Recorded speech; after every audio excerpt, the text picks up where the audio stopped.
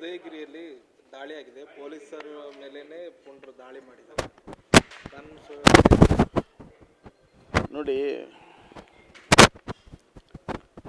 ಕರ್ನಾಟಕ ರಾಜ್ಯದಲ್ಲಿ, ತಮಿಳುನಾಡು, ಕೇರಳದಲ್ಲಿ ಒಂದು ವರ್ಗ, ಒಂದು ಸಂಘಟನೆ ನಮ್ಮ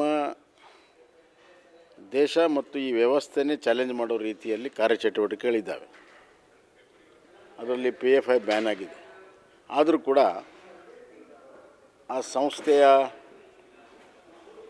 ಸದಸ್ಯರು ಬೇರೆ ಬೇರೆ ಹೆಸರಿನಲ್ಲಿ ಕಾರ್ಯಾಚರಣೆ ಮಾಡ್ತಾ ಇದ್ದಾರೆ.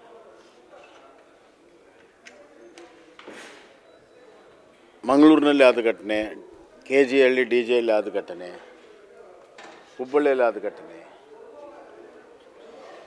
ಮತ್ತು ಇವತ್ತು ಮೈಸೂರಿನಲ್ಲಿ ಆಗಿರೋ ಘಟನೆಗೆ ಭಾಳ ಸಾಮ್ಯ ಇದೆ.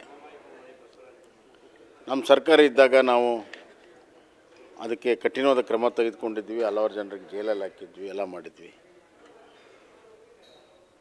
ಈ ಸರ್ಕಾರ ಬಂದ ಮೇಲೆ ಹುಬ್ಬಳ್ಳಿಯ ಘಟನೆಯ ಎಲ್ಲರನ್ನೂ ಕೂಡ ಅವರ ಮೇಲಿರೋ ಕೇಸ್ಗಳನ್ನು ಹಿಂತಕ್ಕೊಂಡ್ರು. ಏನು ಹೇಳಿದ್ರೆ ಅವರೆಲ್ಲ ಇನ್ನೋಸೆಂಟು ಅಂತ, ಪಾಪ ಅಮಾಯಕರು ಅಂತ.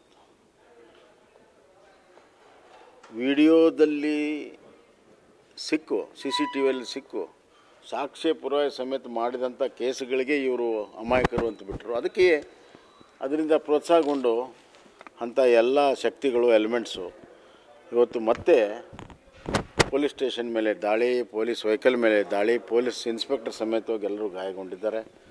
ಅಷ್ಟೇ ಅಲ್ಲ, DCP ಕಾರ್ ಮೇಲೇನೂ ಕೂಡ ದಾಳಿ ಮಾಡುವಷ್ಟು ಇವತ್ತು ಅವ್ರಿಗೆ ಧೈರ್ಯ ಬಂದಿದೆ. ಈ ಧೈರ್ಯ ಎಲ್ಲಿಂದ ಬರುತ್ತೆ? ಸರ್ಕಾರ ಯಾವುದೇ ಕ್ರಮ ತೆಗೆದುಕೊಳ್ಳಲ್ಲ ಮತ್ತು ರಾಜಕೀಯ ಲೀಡರ್ಗಳು ಕುಮ್ಮಕ್ಕಿದ್ದಾಗ ಮಾತ್ರ ಬರುತ್ತೆ. ಇದು ನೇರವಾಗಿ ಕಾಂಗ್ರೆಸ್ ಪಕ್ಷದ ಸರ್ಕಾರದ ಮೇಲೆ ದಾಳಿದು. ಅದು ಸಿದ್ದರಾಮಯ್ಯವರ ಜಿಲ್ಲೆಯಲ್ಲಾಗಿದೆ. ಮುಖ್ಯಮಂತ್ರಿಗಳು ಇದನ್ನು ಎಷ್ಟು ಸೀರಿಯಸ್ ತೊಗೊಳ್ತಾರೋ, ಗಂಭೀರ ತೊಗೊಳ್ತಾರೋ, ಏನು ಆ್ಯಕ್ಷನ್ ತೊಗೊಳ್ತಾರೋ ನೋಡಬೇಕಾಗಿದೆ. ಅವರು ಸಂವಿಧಾನ ಅಂತಂದು ಹೇಳ್ತಾರೆ, ರೂಲ್ ಆಫ್ ಲಾ ಅಂತ ಹೇಳ್ತಾರೆ. ಇವತ್ತು ರೂಲ್ ಆಫ್ ಲಾ ಪ್ರಕಾರ ಆ್ಯಕ್ಷನ್ ತೊಗೊಳ್ತಾರೋ, ಸಂವಿಧಾನ ತೊಗೊಳ್ತಾರೋ, ಅಥವಾ ಯಥಾ ಪ್ರಕಾರ ತುಷ್ಟೀಕರಣದ ರಾಜಕಾರಣ ಹೆಂಗೆ ಹುಬ್ಬಳ್ಳಿ ಜನ ಬಿಟ್ಟರು ಆ ರೀತಿ ತೊಗೊಳ್ತಾರೆ ಅನ್ನೋದ್ರ ಮೇಲೆ ಜನ ಇದು ಒಂದು ಸಂವಿಧಾನಬದ್ಧ ಸರ್ಕಾರವೋ ಅಥವಾ ಕೇವಲ ರಾಜಕಾರಣಕ್ಕಾಗಿ ಇವರು ಆಡಳಿತ ಮಾಡ್ತಾ ಇದ್ದಾರೋ, ರಾಜಕೀಯ ಲಾಭಕ್ಕಾಗಿ ಅನ್ನೋದು ಭಾಳ ಸ್ಪಷ್ಟವಾದ ನಿರ್ಧಾರ ಜನ ಮಾಡ್ತಾರೆ.